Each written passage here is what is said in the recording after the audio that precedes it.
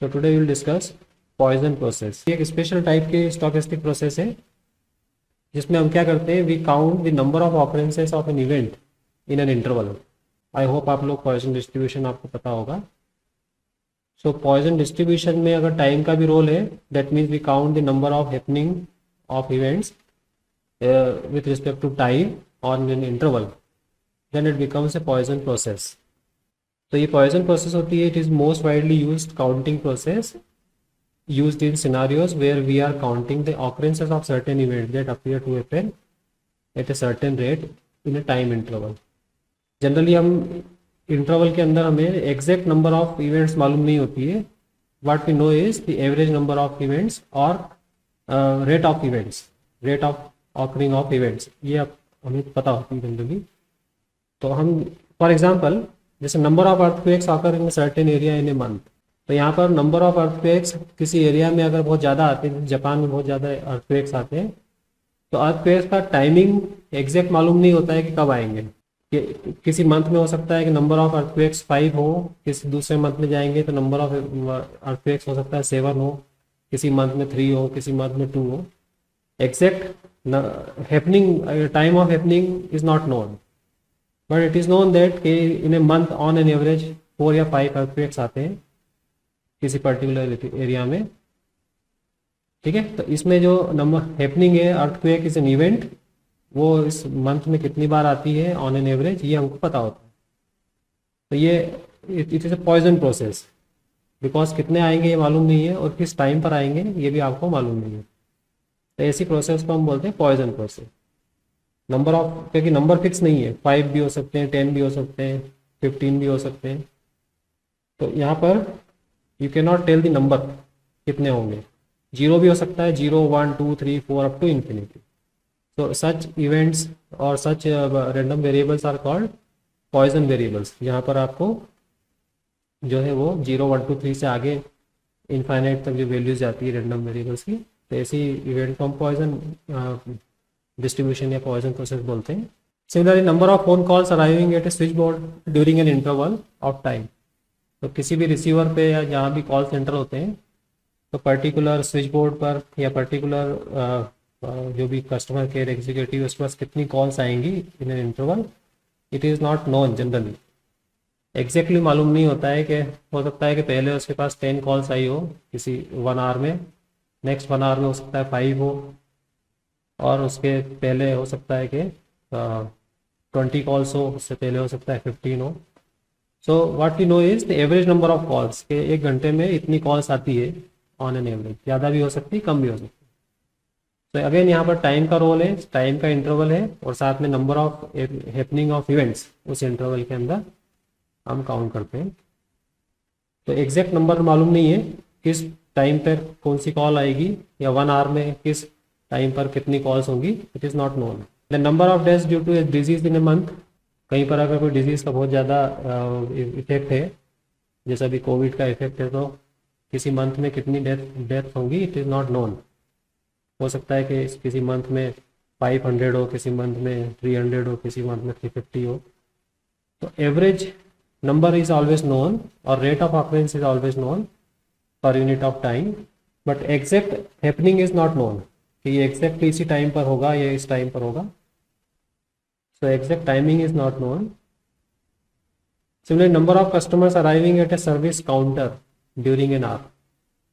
किसी भी बैंक में जब आप जाते हो, किसी भी काउंटर पर कितनी लोग लाइन में लगे होंगे, ये डिपेंड कर रहा है. किसी टाइम पर ज़्यादा होते हैं, किसी आवर में, नेक्स्ट आवर में हो सकता है कम हो, लास्ट आवर में हो सकता है कि वो एक कोई भी नहीं हो. तो नंबर ऑफ कस्टमर्स किसी काउंटर पे कितने होंगे ये भी फिक्स नहीं होता है, चेंज होता रहता है. तो it is a Poisson process. ये भी एक पॉइजन प्रोसेस है जहाँ पर नंबर ऑफ हैपनिंग्स मालूम नहीं है कितनी होंगी, और टाइम का भी रोल है. Number of car accidents at a crossing और in area in a day, this is also a Poisson process, because कितने एक्सीडेंट्स होंगे, किस टाइम पर होंगे.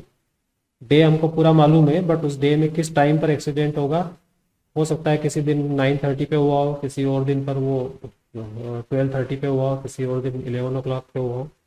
So it is not known, exact timing is not known, they occur randomly. So number car accidents occur randomly in a day. वो हमको timing मालूम नहीं है, but average number of accidents हमको जनरली मालूम होते हैं बाय ऑब्जर्वेशन, लॉन्ग ऑब्जर्वेशन से हम बता देते हैं कि एवरेज नंबर ऑफ एक्सीडेंट्स इतने हैं. The number of claims received by company in a month. तो किसी इंश्योरेंस कंपनी में नंबर ऑफ क्लेम्स किसी पर्टिकुलर मंथ में कितने होंगे, किसी पर्टिकुलर डिजीज से या पर्टिकुलर टाइप के उसकी पॉलिसी में कितने क्लेम्स होंगे, it is not known generally. Okay, तो एग्जैक्ट नंबर नहीं मालूम होता है कि किस टाइम पर कितने आएंगे, बट एवरेज नंबर पता हमेशा मालूम होता है कि ऑन एन एवरेज 500 क्लेम्स आते हैं या ऑन एन एवरेज 400 आते हैं. तो ऐसी प्रोसेस जहाँ पर हम काउंट करते हैं number of occurrences of an event in an interval, उसको हम बोलते हैं पॉइजन प्रोसेस. और उसका जो डिस्ट्रीब्यूशन है वो पॉइजन डिस्ट्रीब्यूशन से होता है. ऐसे इवेंट्स का डिस्ट्रीब्यूशन, ऐसे रैंडम वेरिएबल का डिस्ट्रीब्यूशन पॉइजन डिस्ट्रीब्यूशन से गवर्न होता है. That's why it is called Poisson process. Okay, so Poisson process क्या है? It is a stochastic process in which we count the occurrences of certain events in a time interval. तो Poisson distribution आपको पता है. Poisson distribution में हमारे पास क्या होता है? पॉइजन डिस्ट्रीब्यूशन में we count we find the probability of random variable taking values 0, 1, 2, 3 up to so on. Binomial distribution जो होता है उसमें generally 0, 1, 2, 3 up to n fix होता है. अपर लिमिट आपको पता होती है कि ये इतनी इवेंट्स हैं या इतने इसके आउटकम्स हैं. पॉइजन डिस्ट्रीब्यूशन में you do not know the upper limit 0, 1, 2, 3 up to infinity. Infinity का मतलब है upper limit is not known. तो द प्रोबेबिलिटी लॉ और distribution for the Poisson process. अब प्रोबेबिलिटी लॉ क्या होता है? क्योंकि यहाँ पर रैंडम वेरिएबल है. रैंडम वेरिएबल का मीनिंग होता है कि जिसकी आपकी वैल्यूज जो है वो रैंडमली लेता हो. तो यहाँ पर जो हैपनिंग ऑफ इवेंट्स हैं that is random. For example number of earthquakes in a month. तो नंबर ऑफ अर्थक्वेक्स जो है वो 0 भी हो सकता है, 1 भी हो सकता है, 2 भी हो सकता है, 3 भी हो सकता है, and it can be any value. Okay, so यहाँ पर ये randomness is due to the happening of the event. तो इसके लिए हमको चाहिए probability law, because we have a random variable taking values 0, 1, 2, 3 up to so on. So we require a probability law. तो probability law जो होता है इसका वो है Poisson distribution. So first of all, let xt be the number of occurrences of a certain event in an interval 0 to t, and lambda be the rate of occurrences per unit of time. Right? ये lambda is generally known by observation or measurement.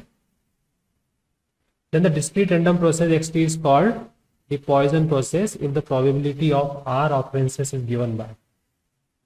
तो ये जो आपके पास formula दिखाई दे रहा है, this formula is of Poisson distribution. But यहाँ पर टाइम का भी रोल है, तो ये पॉइजन प्रोसेस होती है. ऑर्डिनरी पॉइजन डिस्ट्रीब्यूशन में क्या होता है? टी का कोई रोल नहीं होता है. तो यहाँ पर टी नहीं होता है. e to the power minus lambda, lambda to the power r upon r factorial. So Poisson process में जो प्रोबेबिलिटी लॉ है फॉर नंबर ऑफ इवेंट्स, ये xt equal to r means number of events at time t और 0 in the interval 0 to t. ये जो लिखा है इसका है probability of number of events r or r happening of events in the interval 0 to t or at time t is this. तो यहाँ पर ये जो probability है that is given by probability Poisson distribution, and we must have some postulates satisfied or some conditions satisfied for Poisson process. तो यहाँ पर एक short interval में the probability of one occurrence in very short interval t and t plus del t. That means number of occurrence जो है वो t and t del t में होना चाहिए lambda into del t. That's why we have this rate of occurrences is lambda, because lambda del t को हम divide करते हैं अगर del t से, तो we get lambda. So if lambda is the rate of occurrences, then lambda into del t will be the probability of one occurrence in the event in the interval t and t plus del t. This is very short interval. तो ये कुछ conditions है जो Poisson distribution के लिए required है. The probability of one occurrence in the very short interval is lambda into del t, and the probability of zero occurrence in the interval is 1 minus lambda del t. ये कुछ conditions हैं जिसके basis पर ये derivation सारा derive होता है। And third is probability of 2 और more occurrences in the interval is 0। In very short interval there should not be more than 2 events और 2 ऑकरेंसेस साइमल्टेनियसली। तो ये इस तरह से हम बोल सकते हैं कि कोई भी इवेंट है वो साइमल्टेनियस ऑकरेंस नहीं हो, उसका 1 बाय 1 हो, उनके बीच में कुछ गैप हो। सीधी सी बात है कि पॉइजन प्रोसेस में जो इवेंट्स हैं वो एक साथ नहीं आनी चाहिए, साइमल्टेनियसली आएंगे तो हम काउंट नहीं कर पाएंगे उनको, इसलिए उनके बीच में कुछ गैप होना चाहिए। सो इस इन very short interval number of the probability of 2 or more occurrences should be 0. So 2 or more events cannot occur simultaneously, 1 by 1 होना चाहिए, उनके बीच में बड़े थोड़ा सा भी गैप हो लेकिन होना चाहिए। So they should occur 1 by 1. And for the number of occurrences in disjoint time intervals are mutually independent random variables. That means जैसे 1 आवर में हम ले रहे हैं किसी 1 आवर में, तो नेक्स्ट 1 आवर में जो इवेंट्स होंगी वो आपस में इंडिपेंडेंट होना चाहिए, they should not be dependent. कि उनमें से कोई ऐसा नहीं हो कोई कस्टमर जो पहले आवर में लगा हुआ है फर्स्ट आवर में उसको काउंट किया, नेक्स्ट आवर में वो फिर काउंट दूसरे काउंटर पे जाके खड़ा हो गया तो उसको फिर से काउंट कर लिया हमने। तो जो भी जैसे बैंक में एक कस्टमर अगर आ गया है एक काउंटर पे किसी आवर में तो वो उसी में काउंट होगा, तो डिपेंड नहीं होना चाहिए, it should not be dependent. The number of occurrences in disjoint time intervals, that means 0 to t1 अगर आपके पास में कुछ काउंट कर रहे हो आप रैंडम वेरिएबल की वैल्यू, तो वो 0 to t then t2 t1 इनके बीच में इंडिपेंडेंट होना चाहिए। यहाँ जो भी नंबर ऑफ ऑकरेंसेस है वो इससे इंडिपेंडेंट है। So every occurrence should be independent. The number of occurrences in any place pre-specified time interval of fixed length is not dependent on the starting time. That means starting time कुछ भी हो, जैसे 1 our लिया हमने, अगर हम 1 our में देख रहे हैं तो ये 1 आवर जो है ये it could be any 1 hour during the day. ऐसा नहीं है कि 1 आवर का मतलब ये है कि मॉर्निंग में 10 to 11 इसी को हमने काउंट कर लिया, या इसके रिस्पेक्ट में हम दूसरी जो है 1 आवर को देख रहे हैं, 10 to 11 से इसका कोई लेना देना नहीं। When we say number of occurrences is 1 hour, तो 1 hour could be any 1 hour. So there is no starting point or end point. Okay? तो इस इंटरवल के अंदर जो भी आप काउंट करोगे 1 hour में वो स्टार्टिंग पॉइंट से कोई लेना देना नहीं है इसका। Specified number of times in t0 to t0 plus t depends only on t but not t0. t0 is the starting point. So ये इंटरवल की लेंथ पे डिपेंड करेगा, ठीक है। तो 1 आवर में आपने नंबर ऑफ ऑकरेंसेस काउंट किए तो कुछ और होगा, देन 2 आवर्स लिया आपने तो उसमें कुछ और होगा।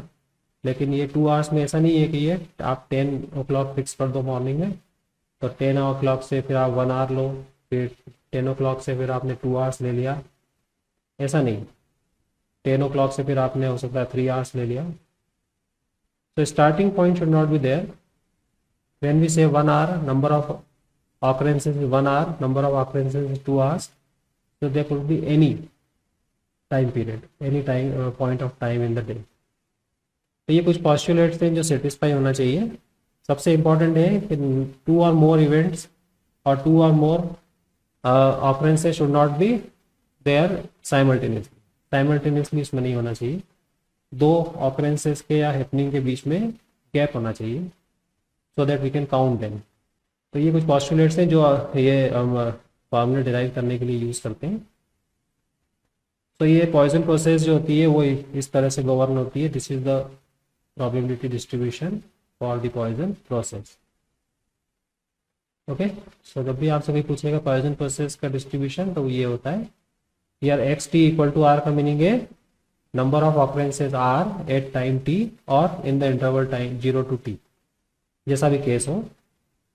सो 0 से लेकर t में r events, r number of times events होने की जो प्रोबेबिलिटी है that is given by this formula.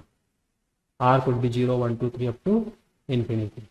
Here upper limit is not known, that's why it is Poisson distribution. तो सबसे इंपॉर्टेंट चीज़ है कि यहाँ पर साइमल्टेनियस ऑकरिंग नहीं होनी चाहिए इवेंट की, वो हमेशा there should be gaps between 2 occurrences of events. Now some properties of Poisson process. तो Poisson process में आपके पास में ये जो डिस्ट्रीब्यूशन है that is govern by poison distribution. तो पॉइजन डिस्ट्रीब्यूशन होने के कारण इसका जो एक्सपेक्टेशन है और मीन वैल्यू है, mean value is given by this formula. ये आपको पता है, हम लास्ट टाइम भी डिस्कस किया था. Expectation of this process is given by the mean of the poison distribution. तो यहाँ पे मीन फाइंड करने के लिए जो फार्मूला है वो क्या है, x into probability of x. ये जो फार्मूला है आपके पास में that is r equal to 0 into infinity r into probability that x T equal to r. This is the formula for mean.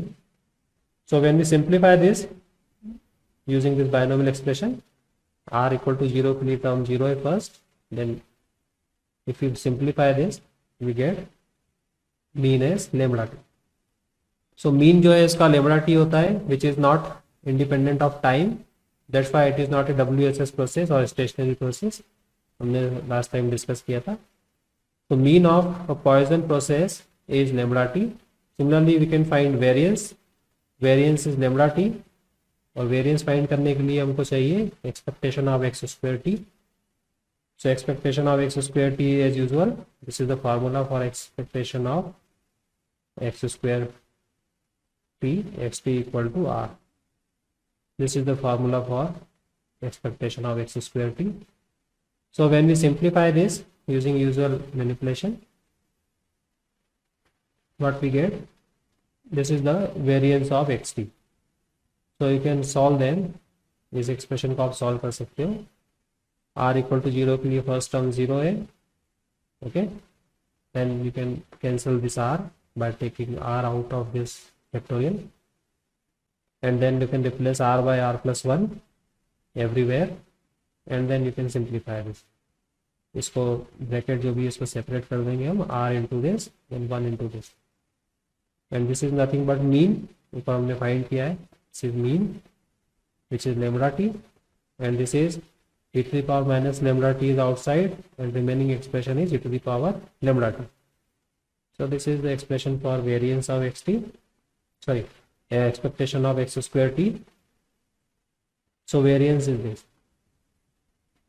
So both variance and mean are dependent on time t, therefore it is not a stationary process. तो poison process का जो mean है वो है lambda T, और variance जो है वो लेमडा स्क्वायर टी स्क्वायर है. So Poisson process is not a stationary process because expectation of X T is lambda T dependent on time T. And next property is the sum of independent two independent Poisson processes is again a Poisson process, but the difference is not a Poisson process. तो इसके लिए भी आप दो अलग अलग independent poison process आपने लिए, जैसे x1t is a Poisson process with rate of occurrence lambda 1, x2t is another Poisson process with rate of occurrence lambda 2. तो यहाँ पर lambda जो है वो rate of occurrence है. So consider the process xt. xt is the sum of these two processes. तो ये आपको प्रूव करना है कि xt is also a Poisson process. So xt का भी आपको फाइंड करना है कि इसका जो डिस्ट्रीब्यूशन है वो पॉइजन डिस्ट्रीब्यूशन से ही होता है, वो आपको प्रूव करना. So here if you find probability that xt equal to r, here you can take r, this is r. So probability that xt equal to r is r equal to 0 to n. Okay, this is n, this is sorry this is n. So total number of happening जो है वो n है, उसकी probability find करने के लिए this is the formula. Probability that x1t equal to r and probability that x2t equal to n minus r. तो total जो भी है n minus r plus r is r. So total जो number of occurrences है वो है n, जिसमें से r नंबर ऑफ ऑकरेंसेस जो है वो इस पॉइजन प्रोसेस में हुआ, और बची हुई n minus r ऑकरेंसेस है वो दूसरी Poisson process. So this is the formula for the probability that xt equal to n. And you can see probability that x1 equal to r is this, probability that x2 equal to n minus r is this, using the Poisson formula for the Poisson process. Okay, तो total number of जो events है किसी interval में और eight given time T वो n है, जिसमें से r नंबर ऑफ इवेंट्स जो है वो x1 वाले प्रोसेस में हुई है, पॉइजन प्रोसेस में, और n माइनस r दूसरी पॉइजन प्रोसेस में. तो total is n.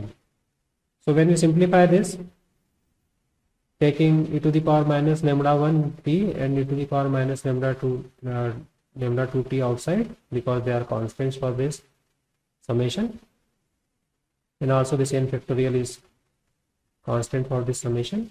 So remaining expression is this: dividing and multiplying by n factorial. So n factorial upon r factorial into n minus r factorial is ncr, lambda 1 t to the power r, lambda 2 t to the power n minus. So you can simplify this binomial expression in nothing new, and this is equal to, ये किसका expansion है, ncr a to the power r x to the power n minus r, इस तरह का expression है, a plus x to the power n. So you can see this is of the form e to the power minus lambda t to the power r upon r factorial. इसी form का ये change क्या है, lambda की place पे lambda 1 plus lambda 2 है, ये change है बस इसमें. So x12 x2t is also a Poisson process with parameter lambda 1 plus lambda 2t, क्योंकि इसका जो पॉइजन डिस्ट्रीब्यूशन है वो भी पॉइजन डिस्ट्रीब्यूशन से ही मिलता है, x1 plus x2. So x1 plus x2 is also a Poisson process. So when you have two independent Poisson processes, then their sum is also a Poisson process. This is second property. But difference के लिए अगर आप देखोगे, difference you can find a Poisson process xt equal to difference of x1t minus x2t. और इसको अगर आप simplify करो using the formula, expectation of xt is this lambda 1 minus lambda 2. So this is lambda 1 minus lambda 2t. But if you find variance, then variance is not this. Variance होता है expectation of xt is lambda square t square plus lambda t. ये होता है poison process जिसका mean lambda है, उसके लिए ये वाला रेट ऑफ ऑकरेंसेस लेमड़ा है, उसके लिए ये होता है variance. Okay, sorry expectation of x square t. तो अगर आप लेमड़ा 1 माइनस लेमड़ा 2 ले रहे हो तो यहाँ पर लेमड़ा 1 माइनस लेमड़ा 2 स्क्वायर आना चाहिए, T square, and lambda 1 minus lambda 2 T आना चाहिए. But this is not the case, यहाँ दिखाई दे रहा है आपको. So expectation of x square t must be this. लेकिन आ कह रहा है lambda 1 plus lambda 2 t plus lambda 1 minus lambda 2 square t. तो ये जो एक्सप्रेशन है, this expression is not for a Poisson process x t with x1 minus t x1 t minus x2 t. तो ये जो प्रोसेस है, difference need not be a Poisson process, but sum of two Poisson processes is the Poisson process. ये एक property है इसकी. Then one more important thing जो आगे हम इसमें यूज करेंगे क्यूइंग थ्योरी में और वेटिंग लाइन मॉडल में, the inter arrival time of a Poisson process, that means the interval between two successive occurrences of a Poisson process with parameter lambda has an exponential distribution with mean 1 by lambda. ये important चीज है, इसको बोलते हैं inter arrival time. That means two events के बीच में जो टाइम है वो एक्सपोनेंशियल डिस्ट्रीब्यूशन होता है उसका, और time between two consecutive arrivals is always exponentially distributed. तो उसके लिए जो एक्सप्रेशन है वो कैसे हम फाइंड करेंगे. तो to find this, let the two consecutive occurrences of the event be e i and e i plus 1. एक हो रहा है आई एथ इवेंट और दूसरी है ई आई एथ प्लस 1. कॉन्जिक्यूटिव इवेंट्स हैं और इनके बीच में सपोज टाइम इंटरवल है टी, ये टाइम टी आई पे होता है, and T be the time interval between the occurrences of E i and e i plus 1. तो इन दोनों इवेंट्स के बीच में जो टाइम गैप है वो है कैपिटल टी, इसको हम बोलते हैं inter arrival time. Then t is a continuous random variable, time है इसलिए कंटिन्यूस रैंडम वेरिएबल है. देयरफॉर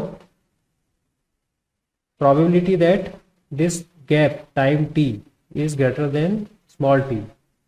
इसका मीनिंग क्या है कि ei होने के बाद में ei plus one did not occur in the interval ti and ti plus t, क्योंकि इस इंटरवल के अंदर आपके पास में यहाँ तक ये एक ti पर इवेंट हो रही है तो दूसरी हो रही है ti प्लस वन के बाद। तो इस इंटरवल के अंदर कोई भी इवेंट नहीं हो, उसकी प्रोबेबिलिटी ये वाली है। तो capital t greater than t हो, उस प्रोबेबिलिटी को कैसे फाइंड करेंगे, that next event ei plus one did not occur in this interval ti to ti plus t. Okay, तो यहाँ टाइम जो गैप है वो ग्रेटर देन टी कब होगा, when that next event occurs after this interval ti and ti plus T. So no event occurs in the interval of length t, सीधी सी बात है, उनके बीच में जो गैप है वो t का है। probability that xt equal to 0, and probability that xt equal to 0 you can find by using Poisson process, e to the power minus lambda t to the power r upon r factorial. So put r equal to 0 here, you get this e to the power minus lambda t.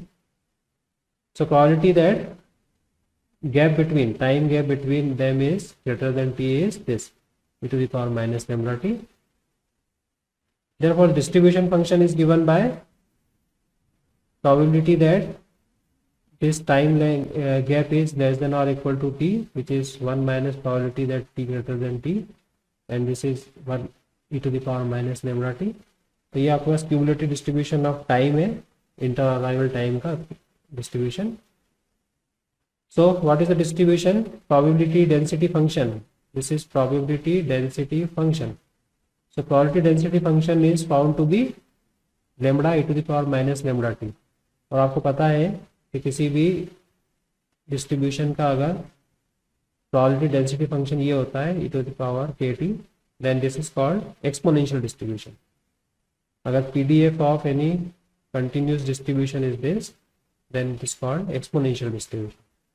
So we found that probability density function of this time gap or interarrival time t is lambda e to the power minus lambda t, which is nothing but exponential distribution। So exponential distribution का mean अगर आप find करते हो तो 1 by lambda होता है, you know it। exponential distribution का mean आप फाइंड करते हो तो मीन क्या होता है, minus infinity to infinity lambda into e to the power minus lambda t। तो अगर आप मीन फाइंड करते हो तो वो आता है हमेशा 1 अपॉन लेमड़ा। इसको आप सिंप्लीफाई कर लोगे, then this will be 1 upon lambda. Okay, तो ये आपके पता होना चाहिए, inter arrival time is exponential distributed with mean 1 by lambda, where lambda is the rate of occurrence. तो ये आगे हम इसमें यूज करेंगे वेटिंग लाइन प्रॉब्लम में। सो अराइवल जो है वो पॉइजन डिस्ट्रीब्यूशन है, number of occurrences Poisson distribution है से गवर्न होता है, और it is a Poisson process, and the time between two arrivals is exponential, or it is governed by exponential distribution। तो दो चीज़ें आगे भी हम यूज़ करेंगे, बार बार यूज़ में आएगी कि अराइवल जो है वो Poisson डिस्ट्रीब्यूशन है और टाइम इंटर अराइवल टाइम है वो एक्सपोनेंशियली डिस्ट्रीब्यूटेड है,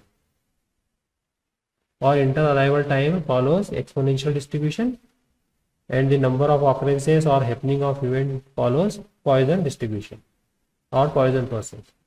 Then one more property, if the number of occurrences of an event E in an interval of length t is a Poisson process xt with parameter lambda, and if each occurrence of E has a constant probability p of being recorded at the and the recording are independent of each other, then the number of nt of recorded occurrences in t is also a Poisson process with parameter lambda t।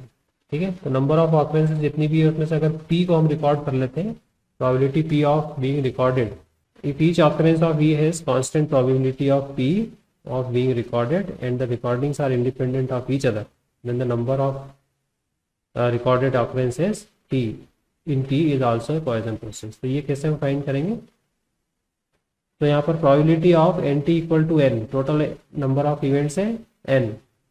ठीक है, ये हमने find किया recorded events, suppose n+r events होती है या number n+r times जो भी इवेंट्स होती है उनमें से हमने n को रिकॉर्ड किया. So out of n+r happening of events we record only n. So probability of recording n events at time t is this. Probability that e occurs n+r times in t and n of them are recorded. So n+r times वो इसमें event होती है और उसमें से हम सिर्फ n को रिकॉर्ड करते हैं, तो बची हुई जो n+r इवेंट्स है वो रिकॉर्ड नहीं होती है. So what is the probability of this? So we have two parts here. E occurs n+r times in t. So this is given by Poisson process, and n of them are recorded. That is given by the binomial distribution. ये binomial distribution का formula है. Out of n+r we record only n. So total number of events है n+r में से r n record events को record करने की probability है. Okay, where p is the probability of recording the event and q is 1 minus p. तो इस फॉर्मूले को सिंप्लीफाई करते हैं अगर हम, then we get this expression. इसको यूजुअली हम सिंप्लीफाई कर लेते हैं. n+r cn को हमने n+r factorial n factorial r factorial and we simplify this. तो जो भी इंडिपेंडेंट ऑफ r है उसको हमने आउटसाइड ले लिया. Remaining is this.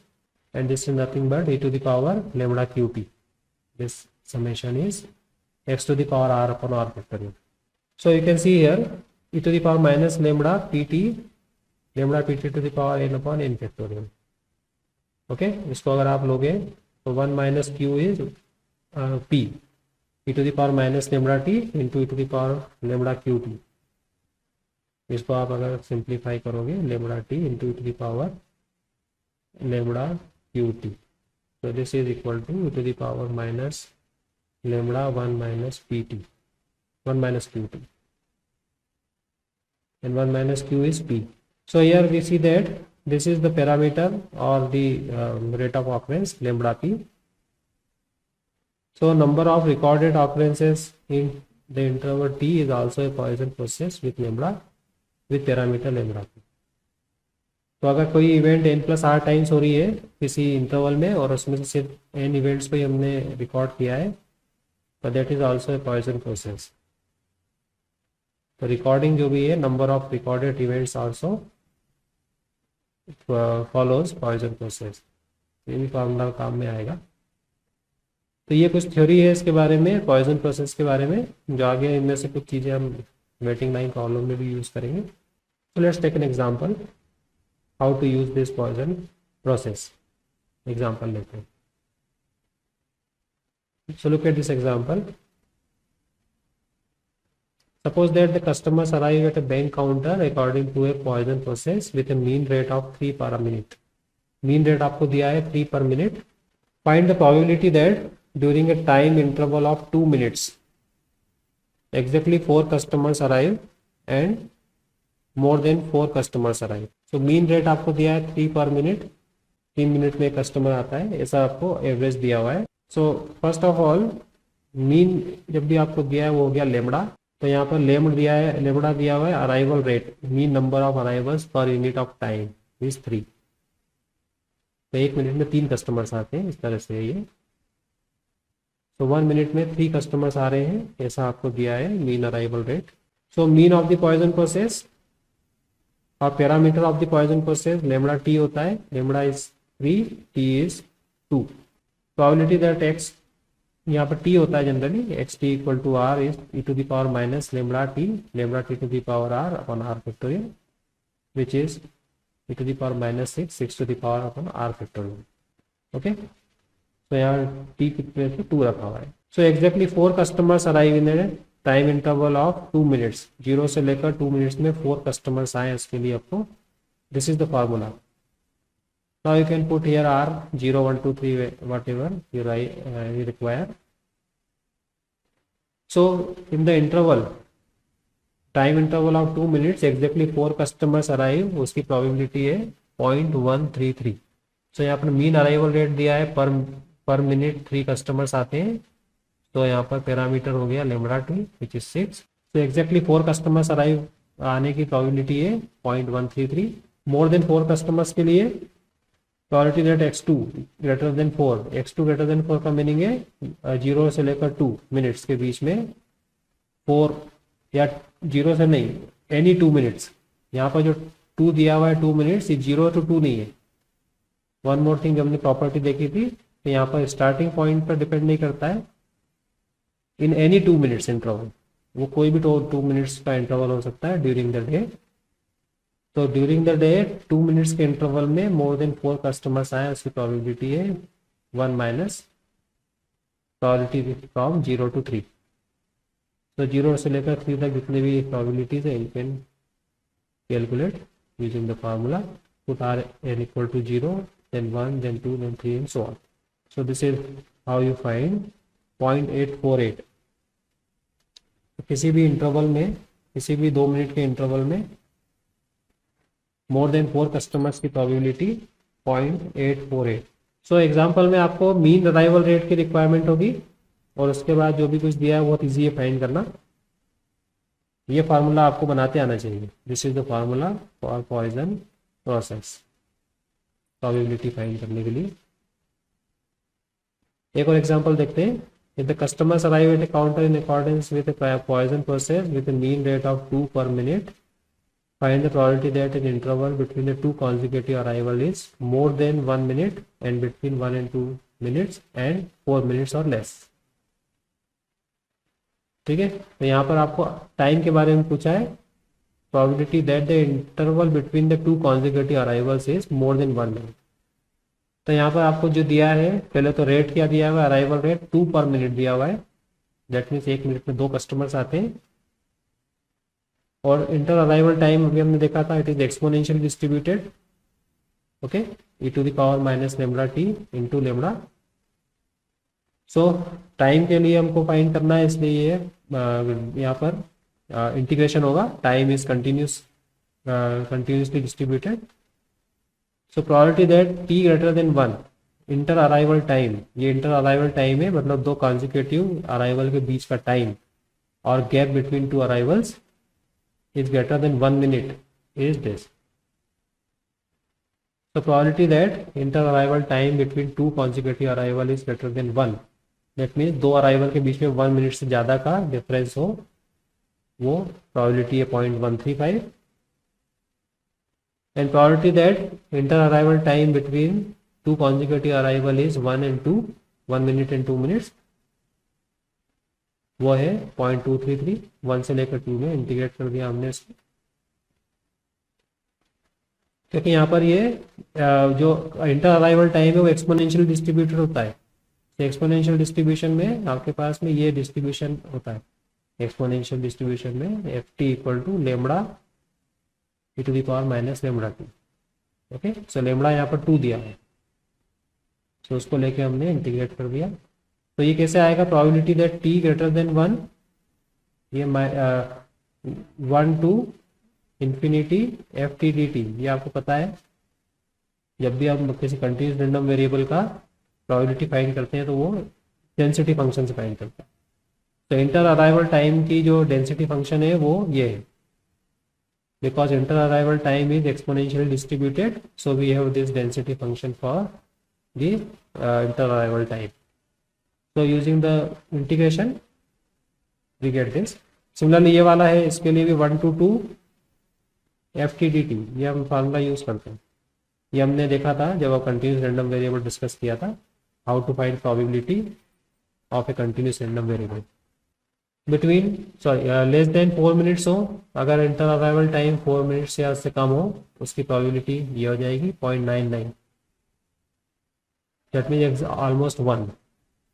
तो 2 कंसेक्यूटिव अराइवल्स के बीच का टाइम 4 मिनट से कम हो, मतलब एक कस्टमर आने के बाद दूसरा जो है नेक्स्ट कस्टमर 4 मिनट से कम टाइम में आए, उसकी प्रोबेबिलिटी है 0.99, दैट मीन्स 1, मतलब वो आएगा ही, 4 मिनट से ज़्यादा का टाइम नहीं होगा कंसेक्यूटिव अराइवल में। सो यहाँ पर जो बात कर रहे थे वो था इंटर अराइवल टाइम की। इससे पहले वाली जो बात हम कर रहे थे वो था नंबर ऑफ ऑकरेंसेस और number of customers. A machine goes out of order whenever a component fails। ये एग्जांपल जरा ध्यान से देखना क्योंकि ये कहाँ पर यूज होता है पॉइजन डिस्ट्रीब्यूशन, ये एग्जांपल के थ्रू ये आपको समझ में आएगा। So machine goes out of order whenever a component fails. The failure of this part follows a Poisson process with a mean rate of 1 per minute। Okay तो इसमें जो भी कंपोनेंट है उसका फेलियर है वो 1 पर मिनट होता है। Find the probability that 2 weeks have elapsed since the last failure। If there are 5 spare parts of this component in an inventory and that the next supply is not due in 10 weeks, find the probability that the machine will not fail in the next 10 weeks। That means कोई component उसमें fail नहीं हो 10 weeks तक, वो आपको find करना है। तो यहाँ पर मीन क्या दिया हुआ है, lambda equal to 1, mean number of failure in a week. तो यहाँ पर इन ए वीक पर वीक दे रखा होगा, ये पर मिनट नहीं है, that is 1 per week, this is weak होगा 1 per week. Okay failure rate is 1 per week. Therefore the probability that 2 weeks have elapsed since last failure, इसका मतलब क्या है, that in the interval 2 weeks, any 2 weeks, okay या 0 से लेकर 2 weeks नहीं है, तो 2 weeks के टाइम में 0 फेलियर्स हो, इसकी प्रोबेबिलिटी फाइंड कर ली हमने using the Poisson distribution formula. So in a 2 weeks interval there is no failure, is e to the power 2t 2 lambda to the power 0 upon 0 factorial using this formula, e to the power minus lambda t to the power r upon r। So here we put r equal to 0। So in 2 weeks time or any interval of 2 weeks, if there is no failure, that probability is 0.135। The probability that the machine will not fail in the next 10 weeks as there are only 5 spare parts, so that probability is probability that x10, that means in the 10 weeks interval, probability that x10 is less than or equal to 5। that means failure जो है वो number of failures 5 से या 5 से कम हो। ये machine कब तक वर्क करेगी, जब तक कि 5 कंपोनेंट्स फेल नहीं होंगे। 1 कंपोनेंट फेल हो गया तो उसमें दूसरा लगा देंगे, सेकेंड कंपोनेंट फेल हो गया तो भी हम लगा देंगे, ऐसे मैक्सिमम 5 कंपोनेंट्स अवेलेबल हैं। तो जब तक 5 कंपोनेंट्स अवेलेबल हैं तब तक मशीन आउट ऑफ ऑर्डर नहीं होगी, लेकिन ये 5 कंपोनेंट्स जो है वो 10 वीक्स तक चलना चाहिए। तो नेक्स्ट 10 वीक्स तक 5 से ज़्यादा फेलियर नहीं हो, that probability is given by this formula. तो ये जो प्रोबेबिलिटी है, this shows that probability that x10 less than और equal to 5, that means probability that number of failures in 10 weeks is less than और equal to 5, क्योंकि 5 से ज़्यादा अगर फेलियर हो गया तो मशीन आउट ऑफ ऑर्डर हो जाएगी। सो x10 लेस देन और इक्वल टू 5 प्रोबेबिलिटी वो हमको मिलेगी इससे, 0 फेलियर, 1 फेलियर, 2 फेलियर, 3 फेलियर, 4, 5 सभी का सम। तो this is by using the Poisson process formula. तो ये जो आप फाइंड करोगे n इक्वल टू 0 के लिए, फिर n इक्वल टू 1 के लिए, ठीक है, ये इस तरह से फार्मूला है, xt equal to 0, then probability that xt equal to 1, इस तरह से ये formula, and so on. x10 next 10 weeks में 0 फेलियर्स हो, देन यहाँ 1 फेलियर हो, up to so on. So this goes up to x10 equal to 5।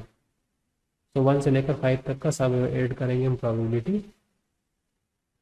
सो 0.067 ये probability क्या है कि number of failures in 10 weeks is less then 5, 5 से ज़्यादा कंपोनेंट फेल नहीं हो 10 वीक्स में, उसकी प्रोबेबिलिटी।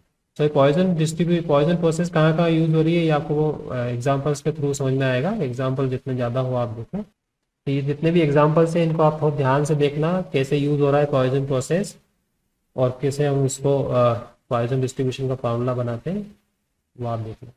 अच्छा, लास्ट वाली जो प्रॉपर्टी थी फिर, जिसमें हमने नंबर ऑफ इवेंट्स रिकॉर्डिंग वाला जो प्रॉपर्टी थी, for that you see this example, a radioactive source emits particles at a rate of 6 per minute in accordance with Poisson process। तो यहाँ पर मीन रेट ऑफ जो दिया हुआ है आपको,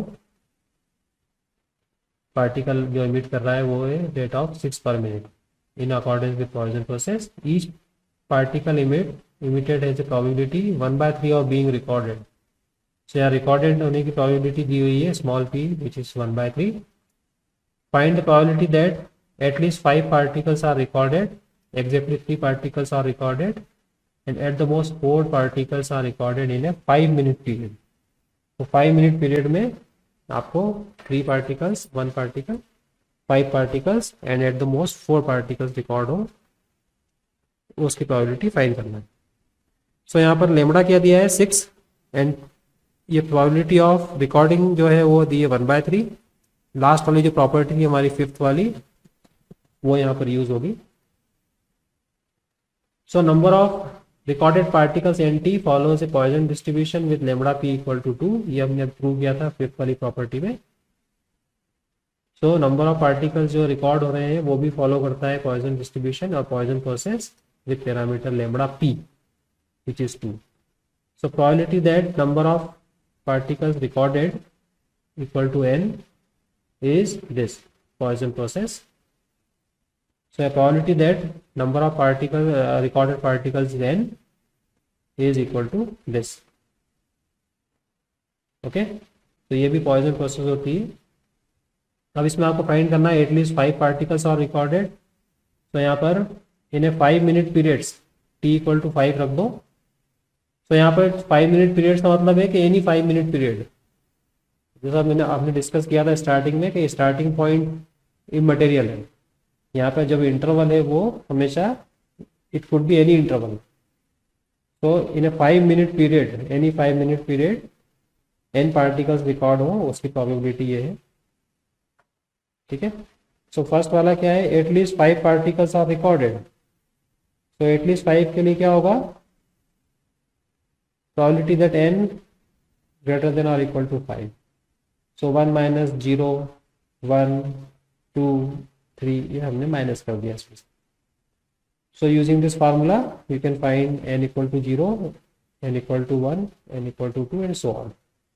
तो 0 1 2 3 रख के ये फार्मूला से आप कैलकुलेट कर सकते हो। तो it comes out as 0.97।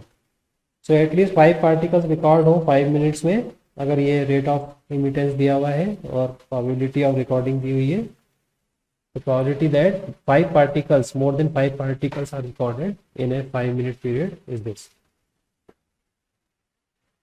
Similarly, exactly 3 particles are recorded. So 3 particles के लिए put n equal to 3 and you get 0.008 is the probability. At the most 4 particles are recorded. So probably in a 5-minute period, probability that n less than or equal to 4. So you can calculate. तो once you set up the formula, बाकी सब जो चीज़ें हैं वो usually आप करते ही आए हो, प्रोबेबिलिटी फाइंड करना, इट इज नथिंग न्यू। 0.03। तो ये जो प्रॉब्लम है it is based on the recording of occurrences. जब आपको प्रोबेबिलिटी ऑफ रिकॉर्डिंग दी हुई हो और मीन अराइवल या ऑकरेंस रेट दिया हो या रेट ऑफ पर यूनिट दिया हो रेट ऑफ ऑकरेंस, तो उसके लिए फार्मूला है